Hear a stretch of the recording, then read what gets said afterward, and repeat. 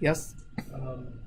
So if you go back to the graph, it looks like the error is like the derivative of the initial condition, so like a negative sign x.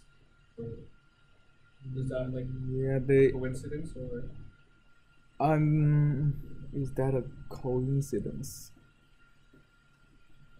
That's a very good question. I'm pretty sure it's not a coincidence. So maybe I should spend a little bit of time talking about this. I think you're asking a very deep question. The best answer I can come up with is the so-called modified equation analysis.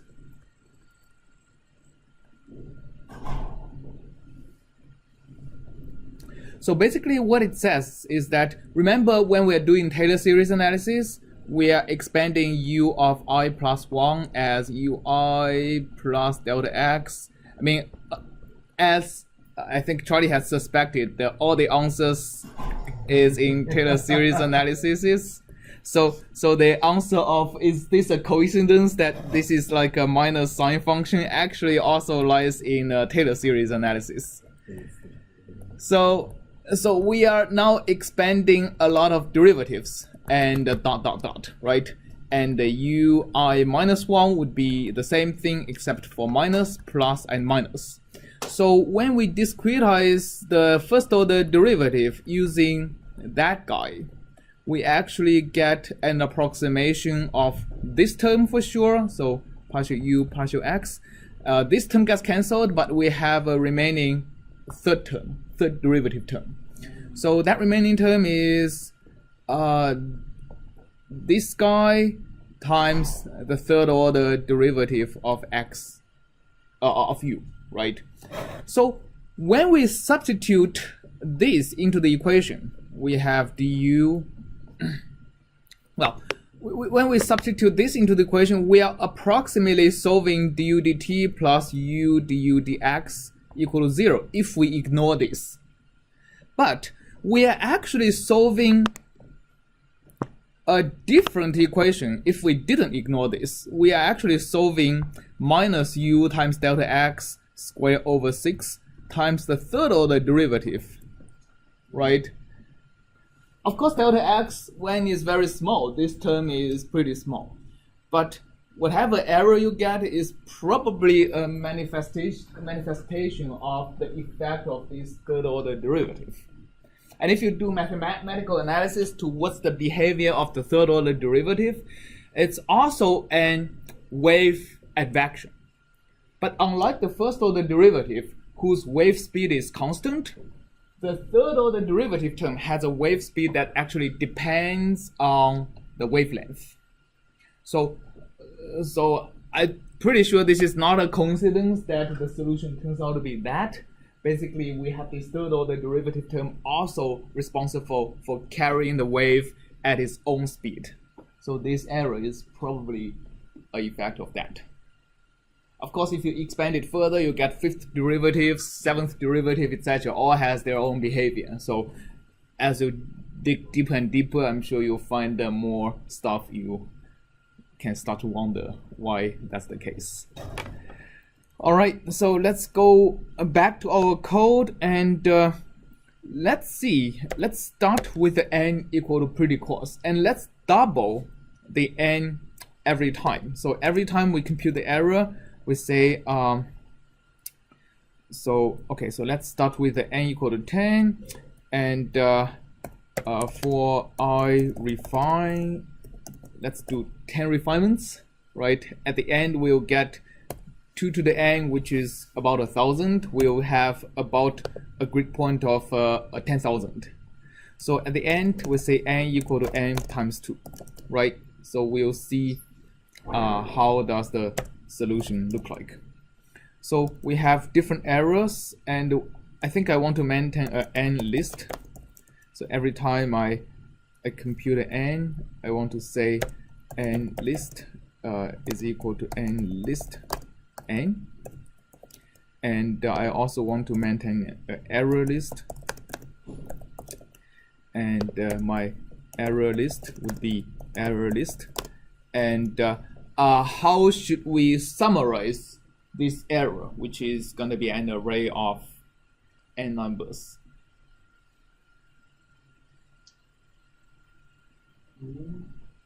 So let's take the mean of what? Errors or absolute value. Of the absolute value of error. That's one way of looking at it, right? So now if we run it, so let's print actually what n is. I'm going to run it. Going to MATLAB. We are going to 1000. Oh, this is going to be pretty slow, I guess. 2000. So maybe let's stop over here. I'm going to cut it. We have an E list of. We already have an E list and an N list, right? So let's do a log plot.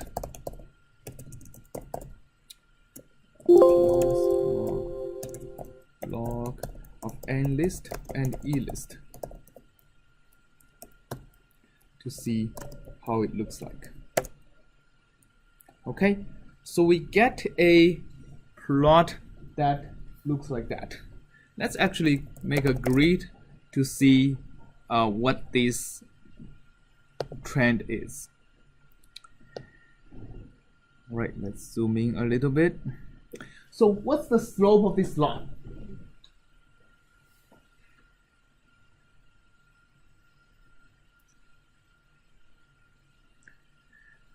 And anybody can tell? Minus 1.5. So let's actually plot a -2 line to see what it looks like. Let's hold on to the graph and log a. So we are going from a 10 to 1000.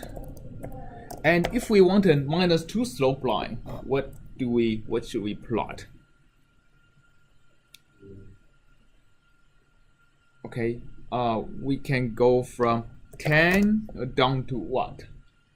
100? Huh? 100? If the x-axis goes from 10 to 1000, it's a factor of 100. Like if I have a -2 slope line, I should be decreasing from 10 to -3, right? We should go down by 4 orders of magnitude.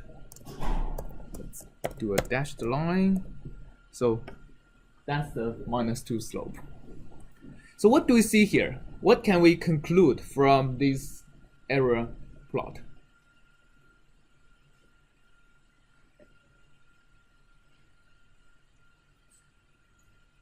First of all, when my grid is very coarse, what happens? First order. Well, when my grid is very coarse, maybe it's first order, but like the slope does not match what the theory predicts, right? And that means there is a significant caveat in the theory is that we have a second order scheme, but the second order means as my delta x goes to 0, my error goes down proportional to delta x squared. So here, my delta x is actually very far from 0. Right? So I actually don't expect, you shouldn't expect any scheme to converge to the theoretical order of accuracy when the mesh is too coarse. Okay, so that's the first thing we see. Over this region, when we are going from about 40 grid points down all the way to maybe here, we kind of follow the second order convergence line, right? So that's what the theory predicts. But over here, we see it flattens out again.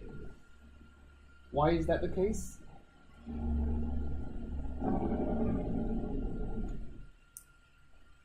That's not what theory predicts, right? Theory says that as my delta x goes to smaller and smaller value, my theory should be more and more accurate because the higher order terms should be more and more negligible, right? What is happening here? Anybody wants to guess? Machine accuracy, that's actually a good guess. In a lot of times when you go to very, very fine grid, especially when the scheme is very accurate. When you go down to like 10 to the minus 12, 10 to the minus 15, you hit the machine precision, which is the precision at which double precision floating points. But this is only 10 to the minus 3. So I don't really, except for very ill-conditioned systems. I mean, ill-conditioned means it amplifies very small error by orders of magnitude.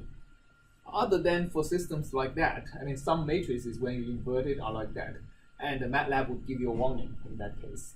But except for these cases, I wouldn't expect the machine precision, which we call round-off error, to be affecting me at 10 to the minus 3. Anything else that could make the error refuse to go down further? Maybe the time step is the limited factor. Time integration error, that's right. So again, remember, we are solving PDE here. We are not solving ODE. We have discretized...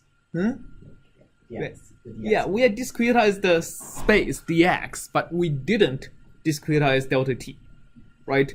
It's the computer, it's OD45 is automatically doing its magic thing to determine what delta t they should use. And it turns out that whatever the default like error tolerance OD45 has is refusing to having my grid point, having my time step refined further over here, right? So this is a message that the PDE error is not only determined by spatial discretization but also time discretization. Take home something you can try after the class is that you can go into ODE set to set the options for OD45 to converge to higher tolerances. You would see this flatten out at even smaller error. So it'll maintain the second order accuracy for a little bit longer time if you set tighter tolerances for OD45. All right. So this is the kind of things we expect.